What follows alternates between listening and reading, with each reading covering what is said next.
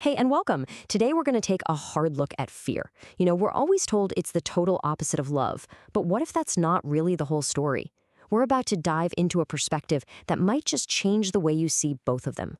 So let's just jump right in with the big one we've all heard a million times. Are love and fear opposites? I mean, it's a saying that gets thrown around so much we kind of just accept it as fact. But is the relationship between these two massive emotions really that simple? Yeah, the popular wisdom paints a pretty black and white picture, right? It says these two feelings are on opposite ends of the spectrum. It's like they're mutually exclusive. If one shows up, the other has to leave the room. Okay, but let's pull this out of the clouds for a second and make it real. I want you to think about someone you truly, deeply love. Could be your partner, your kid, a parent, your best friend. Just get a clear picture of that person in your mind.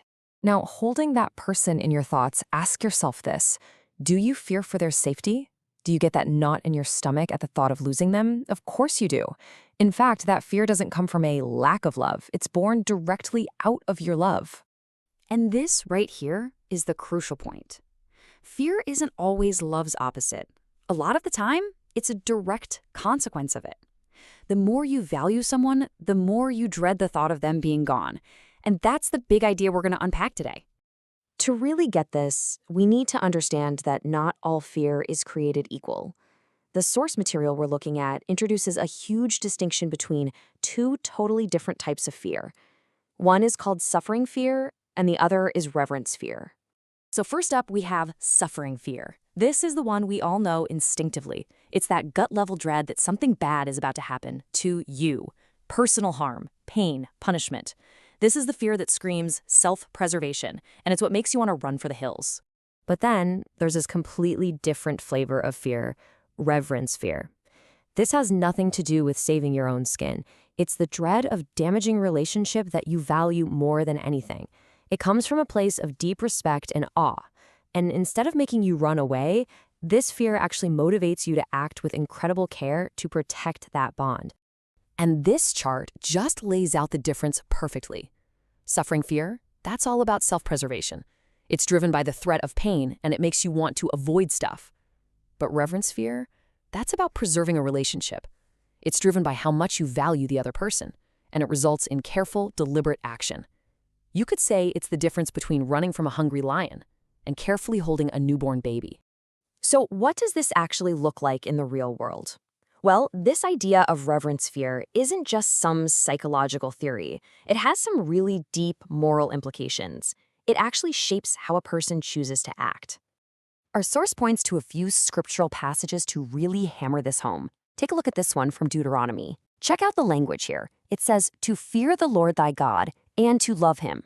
They're presented right next to each other, not as opposites, but as two parallel jobs. I mean, this just nails the whole argument, doesn't it? The text doesn't say love instead of fear. It frames them as linked requirements, like two sides of the same coin. This is that reverence fear in action, plain and simple. And here's another great example, this time from 1 Peter. Look at this to-do list of positive commands. Honor people, love your community, honor the king. And what's sitting right in the middle of all that good stuff? Fear God. It's listed as just another virtue, a constructive, positive thing to do, not a negative, cowering feeling. This quote from Proverbs makes the connection even clearer. It actually defines this reverence not as some passive feeling, but as an active moral choice. To have this kind of fear is to actively hate evil, pride, and arrogance.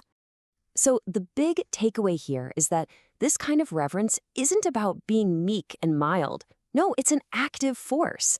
It compels you to take a stand against the very things that tear apart relationships and communities, things like pride and cruelty. It turns you into a guardian of what's good. Okay, so what's the end game? What's the ultimate result of living with this kind of reverence? Well, according to our source, it leads to something incredibly powerful, a stable or unshakable community.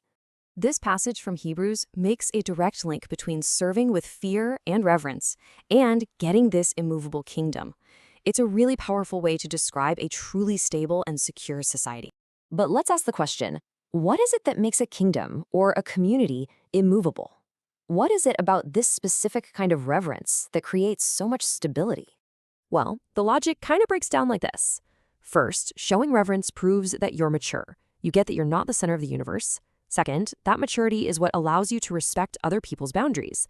And finally, when you have a whole community built on that foundation of mutual respect, it becomes stable, civil, and strong. It becomes immovable. And make no mistake, the stakes are incredibly high. The source actually points to the story of the Great Flood as a direct result of humanity failing to live this way. It describes humanity back then as wild and immature, totally unable to respect their neighbors. That lack of reverence made them dangerous to each other, and a major humbling was considered necessary. It's a pretty stark reminder of just how important this mature mindset is.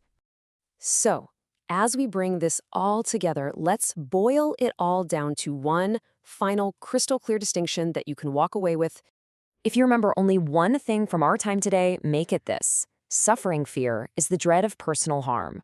Reverence fear is the dread of relational loss. One is all about protecting yourself, the other is about protecting your connections. And honestly, understanding that one difference is the key to seeing how love and fear aren't always at war. Sometimes they're profoundly connected.